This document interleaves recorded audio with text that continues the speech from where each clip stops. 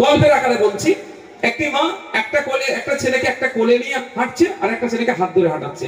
কোলে যে ছেলেটি আছে সেটা হচ্ছে সতার ছেলে, আর হাত ধরে যেটা নিয়ে যাচ্ছে সেটা হচ্ছে আপন ছেলে। আপনি আমি দেখে কি বলবো, দেখেছিস মাটা কত ভালো, মাটা কত ভালো, সতার ছেলেটিকে কোলে নিয়ে যাচ্ছে আর নিজের ছেলেটিকে হাঁটিয়ে নিয়ে যাচ্ছে। এটা কি মা ভালো কাজ করছে?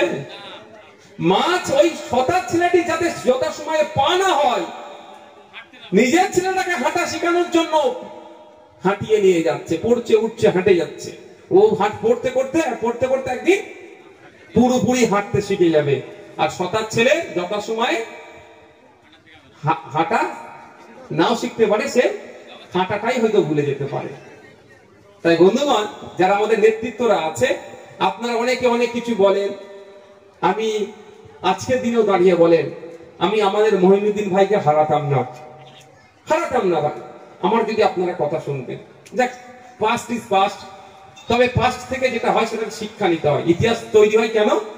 ইতিহাস থেকে শিক্ষা নিতে হয়, শিক্ষা নিয়ে আগামী দিনে চলতে হয়। ইতিহাসের শিক্ষাটা কি? এটা ইতিহাস হয়ে গেছে যে দলের যখন সুপ্রিম চেয়ারম্যান যখন বলে দিচ্ছে সেই জায়গাটা থেকে এ করতে হবে। আমি আপনাদের কি বলেছিলাম খেয়াল আছে? বলুন তো, আমার কাছে কি ভোট জিতাটা বড় ছিল? বলেছিলাম কি, যদি দেখো রাস্তায় অসুবিধা হচ্ছে তোমরা ফিরে আসবে, আমি দায়িত্ব নেবো, মিডিয়া করবো, আমার দায়িত্ব। কিন্তু চলুন, আপনারা একটা হয়ে গেছে, আপনারা এগিয়ে গিয়েছিলেন, আমাদের ছেলেকে খুন হতে হচ্ছে। তো আগামী দিনে আপনাদের অনুরোধ করব, আমরা যে নির্দেশনা দেব আপনারা মেনে চলবেন। আমরা একদিনের জন্য ক্ষমতা দখলের জন্য রাজনীতির ময়দানে আসিনি, আমরা এসেছি সমাজ ব্যবস্থাকে পরিবর্তন করতে। তো সমাজ ব্যবস্থা পরিবর্তন করতে গেলে শুধু ক্ষমতাই দরকার সেটা হবে নয়, সমাজ ব্যবস্থাকে পরিবর্তন করতে গেলে নিজেকে আগে পরিবর্তন করতে হবে। সমাজ ব্যবস্থাকে পরিবর্তন করতে গেলে সমাজটাকে আগে বুঝতে হবে। সমাজ ব্যবস্থাকে পরিবর্তন করতে গেলে সমাজের বিভিন্ন অংশের যে দায়িত্ব কাজ কাম কি সেটা আমাদেরকে বুঝে নিতে হবে।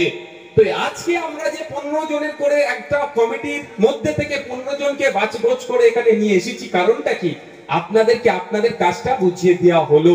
তাহলে আগামীকাল থেকে আমাদের এলাকায় অর্থের অভাবে কোনো ছেলের না পড়াশোনা বন্ধ হয়ে যায়, ডাকার দায়িত্ব কে নেবে? বুথের যে শিক্ষা বিভাগের দায়িত্ব যারা আছে, যার ছাত্র শাখার দায়িত্ব আছে, তার কাজটা কি হবে? যারা পড়াশোনা করছে তাদের কাছে পৌঁছে যাওয়া। সুযোগ সুবিধা কি দরকার বলো, তোমার কোথায় পড়ার ইচ্ছা ভবিষ্যতে বলো। তুমি কলকাতা ইউনিভার্সিটিতে পড়বে, তুমি যাদবপুরে ভর্তি হতে চাও, তুমি আলিয়াতে ভর্তি হতে চাও, রাজ্যের গন্ডি পেরিয়ে Delhi university, Jawaharlal Nehru university, Jamia Millia university, Osmania university, ভারতবর্ষের বিভিন্ন প্রান্তের এত বড় বড় বিশ্ববিদ্যালয় আছে, তুমি কোথায় পড়তে চাও সে তার মনের কথা বলবে। তাকে সেখানে ভর্তি হতে গেলে মেধার দরকার, সাথে সাথে কি একটা রাস্তা দরকার। সেই রাস্তাটা আমরা দেবো, মেধা কিন্তু আমার দেওয়ার ক্ষমতা নাই, মেধা তো তার, যার মেধা আছে তাকে আমরা রাস্তা দেখিয়ে দেবো। কেমন আমি আপনার উদাহরণ দিচ্ছি, এটা যেহেতু আমাদের এখানে আপনাদের সাতুরিয়াতে অনেকজন ছেলেরা পড়াশোনা করে, এখানকার হেডমাস্টার যথেষ্ট প্রোগ্রেসিভ। সত্যি যতটা তারিফ করবো ততটাই কম হবে আমাদের সাহেবের নামে। তো অনেক কি হয় বলুন তো, এইচএস এর রেজাল্ট হওয়ার পরে ভাবে আমি যেই সাবজেক্টে বেশি নাম্বার পাবো সেটা নিয়ে অনার্স করবো, এটা হয় অনেক জায়গায়। কিন্তু তাহলে আপনি আলিয়ার মতো বিশ্ববিদ্যালয়ে চান্স পাবেন না, যাদবপুরের মতো বিশ্ববিদ্যালয়ে চান্স পাবেন না। আরো নামি দামি বিশ্ববিদ্যালয়ে কি হয়, অ্যাডমিশন টেস্ট হয়, অ্যাডমিশন ভাইবা হয়, তারপরে আপনার রেজাল্ট। তাহলে আলিয়াতে ভর্তি হতে গেলে আপনাকে আগে কি করতে হবে? অ্যাডমিশন টেস্ট দিতে হবে। এইচএস এর বা ফাজিলের রেজাল্ট আউটের আগেই অ্যাডমিশন টেস্ট হয়ে যায় আলিয়াতে, আর আপনি অপেক্ষায় আছেন ফাজিলের রেজাল্ট বার হবে, এইচএস এর রেজাল্ট ভালো হবে, তারপরে আলিয়ায় ভর্তি হবো। তাহলে কি পাট গুটিয়ে গেল? তো 1 বছর পিছিয়ে যাবেন। তাহলে আজকের পর থেকে আমাদের দলের যারা নেতৃত্বরা, শিক্ষা বন্ধু বা শিক্ষা বিভাগে যারা দায়িত্ব পেয়েছেন, তাদের কাজ কি? 9, 10, 11, 12 ফার্স্ট ইয়ার সেকেন্ড ইয়ার যে ছেলেরা আছে তাদের সাথে যোগাযোগ করা, সম্পর্ক তৈরি করা, ফোন নাম্বার আদান প্রদান করা। কি কি করবো আমরা? স্কলারশিপ, আপনার বাড়ির মেধা যদি থাকে ছেলের, আপনার এলাকার ভাঙর বাজারে গিয়ে সবজি বিক্রি করে, রাত 2টোর সময় এখান থেকে সবজি নিয়ে গিয়ে বরানগরে বিক্রি করে, তার ছেলেটাও কিন্তু বিদেশে পড়তে পারবে যদি মেধা থাকে, টাকা লাগবে না। স্কলারশিপের ব্যবস্থা করে তাদের পড়ানোর ব্যবস্থা আমরা করে দেবো। কিন্তু মেধাটাকে খুঁজে বার করবে কি আমার পক্ষে সম্ভব? 280টা 86টা বুথে ঢুকে ঢুকে খুঁজে বার করা, আর ওটা কে করবে? আপনারা করে আমাকে দেবেন। তার যদি এনার্জি থাকে, তার যদি ইচ্ছা থাকে, আমি কথা দিয়ে যাচ্ছি উচ্চশিক্ষায় শিক্ষিত হওয়ার জন্য, একটা পয়সা তার পরিবারকে খরচ করতে হবে না।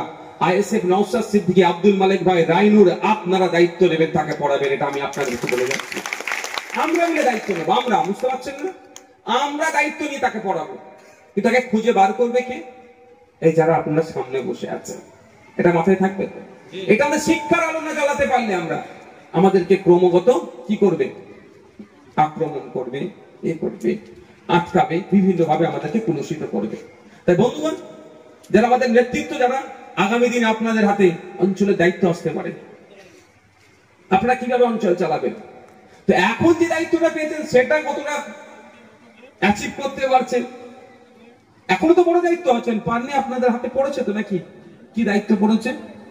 যে আপনি একজন, আমি শিক্ষা প্রায় বেশি বলছি, স্কলারশিপ বিভিন্ন দপ্তর থেকে আসে, কিন্তু আপনার ছেলেরা যথাসময়ে জানে না ফিল আপ করে জমা দিতে হবে কি করে। শুনুন, সারা পৃথিবীতে প্রায় 22,000 মতো কোর্স আছে। কত? প্রায় 22,000 মতো কোর্স আছে পৃথিবী জুড়ে, যেটাতে পড়াশোনা করা যায়। ওই কোর্স করে ডিগ্রি নেওয়া যায়।